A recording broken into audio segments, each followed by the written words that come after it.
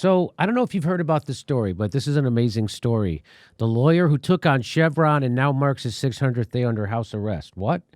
Steve Donziger has been under house arrest for over 600 days, made to wear an ankle monitor since 2019 for a misdemeanor charge of contempt of court after he refused to turn over his laptop and cell phone, citing client confidentiality during a case brought against him by Chevron. So in 1993, Stephen Donziger was part of a legal team that filed a class action lawsuit against Texaco on behalf of over 30,000 Ecuadorian farmers and indigenous people who were affected by the contamination from the company's oil drilling. In 2013, Donziger helped win the $9.5 billion case on behalf of the farmers. Wow. Donziger is being prosecuted for a misdemeanor, a petty charge with a maximum sentence of 6 months in prison, but he could end up under confinement for more than 5 years. At the time of trial, he will have served 635 days under house arrest, add 6 months prison time if convicted. This would be unprecedented. No lawyer convicted of contempt in New York has ever been held for more than 90 days under home arrest. In 2011, the courts awarded 30,000 plaintiffs, mostly farmers and indigenous people, billions of dollars to clean up the polluted soil and to improve the region's rudimentary health facilities, but Chevron has refused to pay. Meanwhile, his clients in eastern Ecuador live on poisoned land and struggle to find safe water. 5 peer-reviewed scientific studies show an increased risk of cancer and other threats to health in the area. Chevron funded its own study, which claims there is no such increased risk. The mainstream U.S. press inexplicably continues to ignore Chevron's campaign against Donziger. Donziger argued that one reason the New York Times may not be covering his case is because one of the First Amendment lawyers also, one of its, meaning New York Times, First Amendment lawyers also represents the gas and oil giant Chevron in legal matters. There's that guy. There he is. Daniel Rhodes Ha, vice president of communications at the New York Times, responded that the business side of the company has zero influence in our news coverage.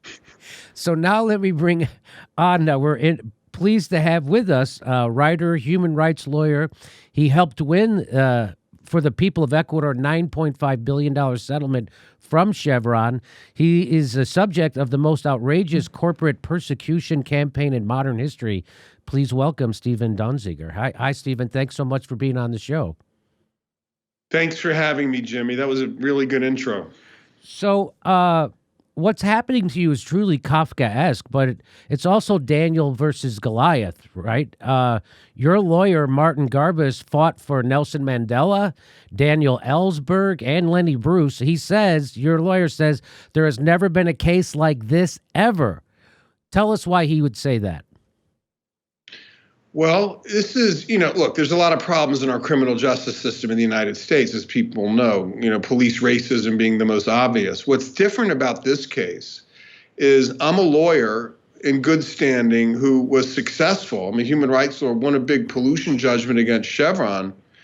And they then figured out a way to take control of the prosecutorial machinery of our government and prosecute me directly. I'm being prosecuted by a corporation. This is the first corporate prosecution in U.S. history. I hope it's the last. But people need to pay attention. And how this happened, the mechanics of how it happened is absolutely Kafkaesque. I believe it's corrupt. And I believe the Biden administration needs to step in and stop it through the Department of Justice.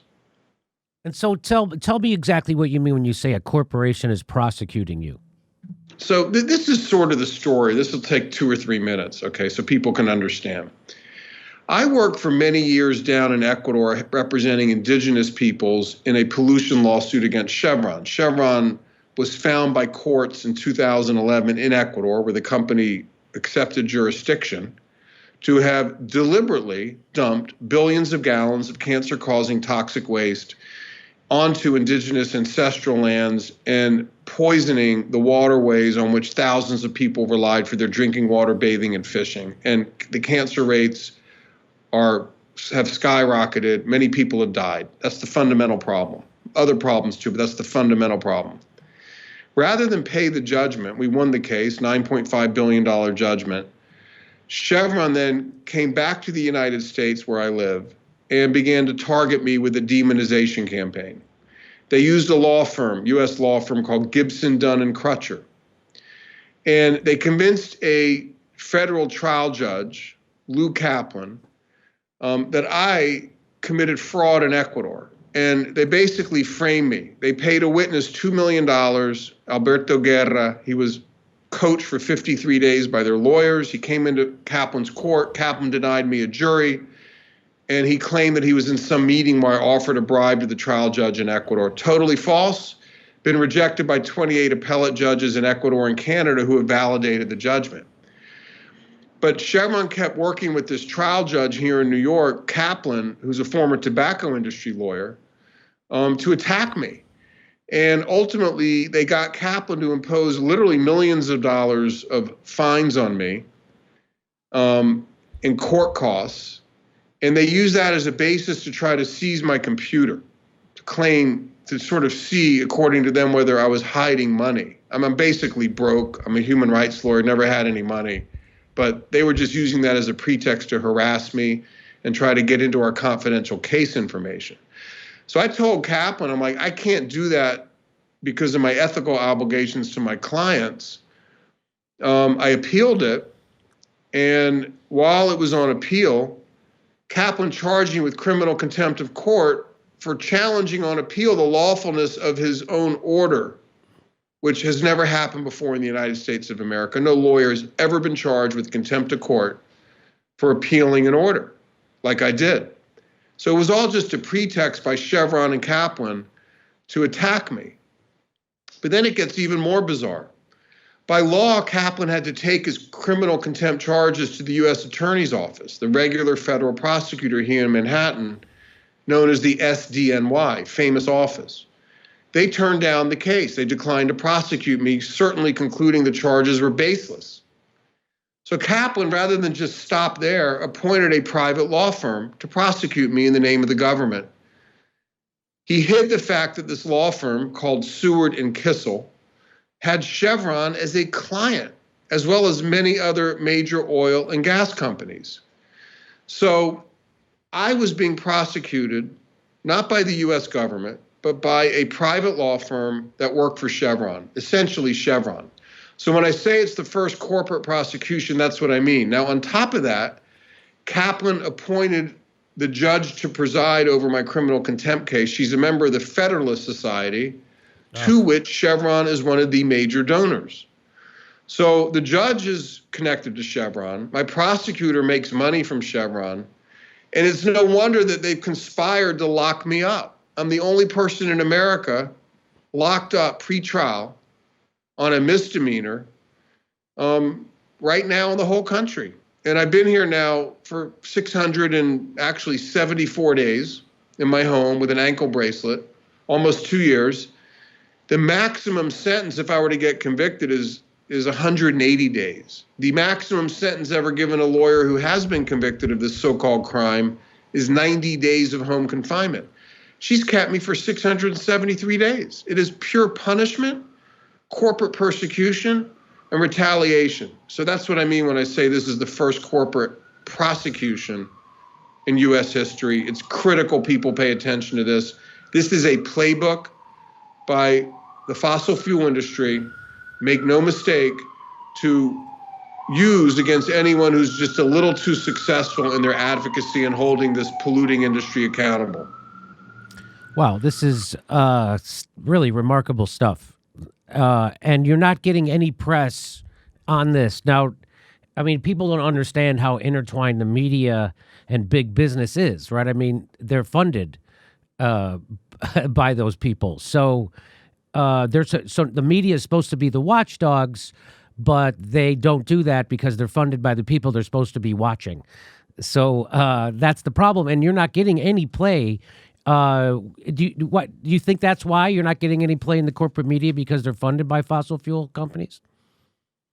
I think that's a big factor for sure. I mean, I think, first of all, I've gotten a lot of play in the independent media, and I want to salute all the journalists, including you, Jimmy, who have had me on and written about this. The Nation, The Intercept, Chris Hedges, Robert Scheer, Will Menaker.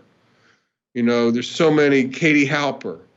I'm missing many, but it's just been really amazing. Now, having said that, the big media has totally ignored the story. I mean, I have journalists flying over from Germany 4,000 miles to sit in my living room, and the New York Times headquarters is a 30-minute walk from my apartment, and they won't even come talk to me.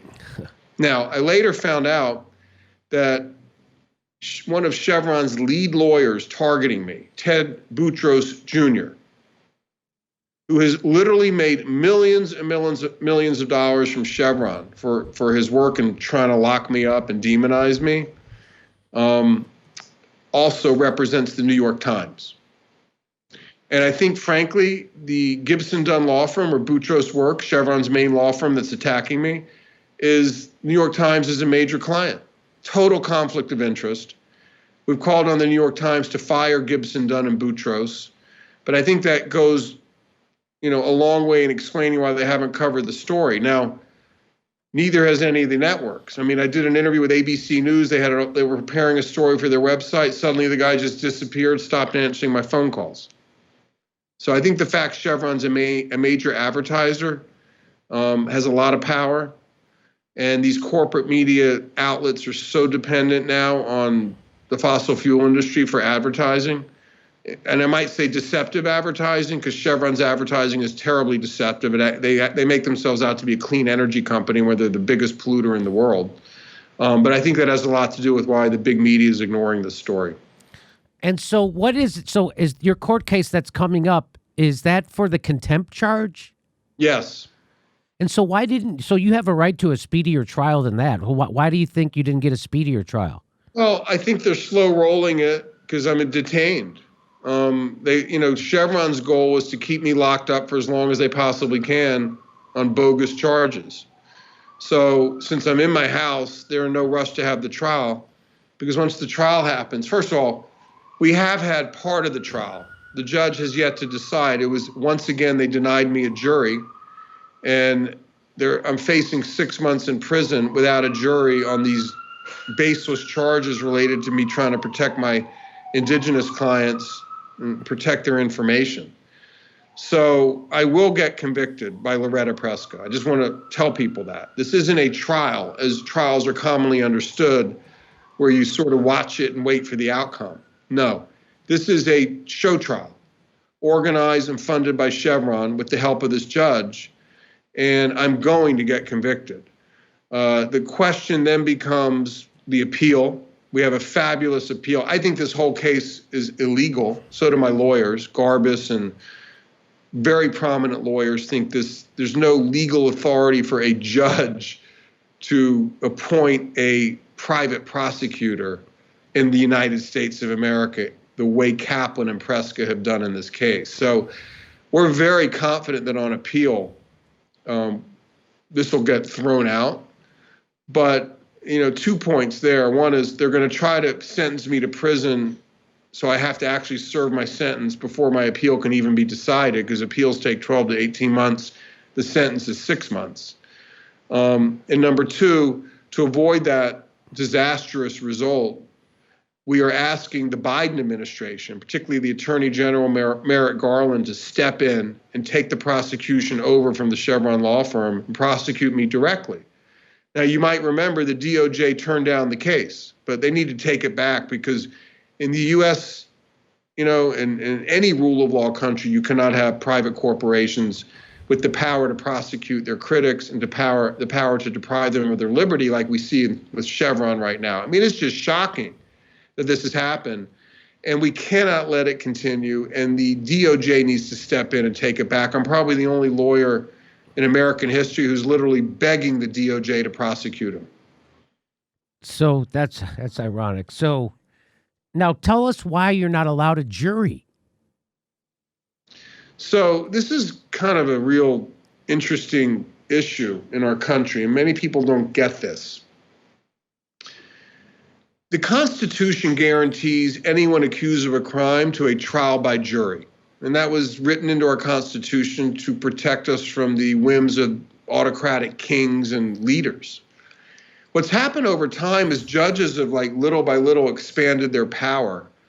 And they created this crazy rule that if they agree to limit your sentence to less than 6 months, you can be tried by a judge rather than a jury. So to avoid a jury, the judge in this case said she would limit my sentence to less than 6 months, but she basically, by denying me a jury, denied my right to an unbiased court. And, I'm, again, being tried by a Chevron judge. I mean, the very judge, Loretta Prescott, who's locked me up for almost 2 years, is the same judge deciding whether I'm guilty or innocent. It's ridiculous. Wow. So do you have any hope that the Department of Justice under Joe Biden will do the right thing and go again? I mean, I don't. Do you? Well, when you're in my position, you always have to have hope, or just, yeah. It ain't going to work out between the ears, if you know what I mean. You got to have hope. And it might be manufactured, it might be slightly delusional, but I have a lot of hope. I mean, we have a huge amount of support, first of all. We have 68 Nobel laureates who've demanded my release and who have written to Merrick Garland, demanding he take action. On top of that, 6 congresspersons, Jamie Raskin, Alexandria Ocasio-Cortez among them, Jim McGovern, Cori Bush, Jamal Bowman, Rashida Tlaib, wrote a letter demanding the same. But they haven't acted.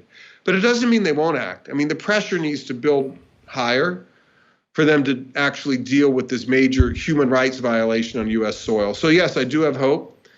I do have hope. And, we just need to mobilize more people, and people need to pay attention to this. Look, Joe Biden, to me, there's no way he can say he's dealing with the climate issue adequately if a human rights lawyer in the United States of America is being locked up for holding a major polluter accountable like I've done. That doesn't cut it, buddy. So if you're going to be a president that takes the Paris Accord seriously, that takes climate change seriously, you cannot let a major fossil fuel polluter lock up lawyers in your country. And that's what the Biden administration is allowing to happen by not intervening. Wow, this is just chilling. It's a really chilling, scary story, and it should wake everybody up. You won, you beat them, and this is what they do when you beat them. So, Stephen Donziger, did I leave out anything you want to share with the audience? Well, only if people want to help or learn more, go to our website, donzigerdefense.com. One word, DONZIGER, defense.com. We have a defense fund. If you can help, please contribute. At a minimum, sign up for our campaign. You'll get regular emails updating you. And you can also follow me on Twitter at @SDonziger for regular case updates. But thanks, Jimmy, for the platform and for the opportunity to share my story. Okay, no problem. We'll be following your story. When is your court date? Well, it's kind of in and out. The next date has not been set yet, but it'll probably be more toward the end of June, but I'll let you know. Okay. All right. Best of luck to you. Wow. Crazy story. Everybody Thanks so much. Go Appreciate over to that website and help out if you can. Hey, everybody, this is the part where I tell you where all our live shows are, but there aren't any. And then this is why I tell you to join our premium program and get extra content, but nobody's got a fucking job. So just enjoy the video.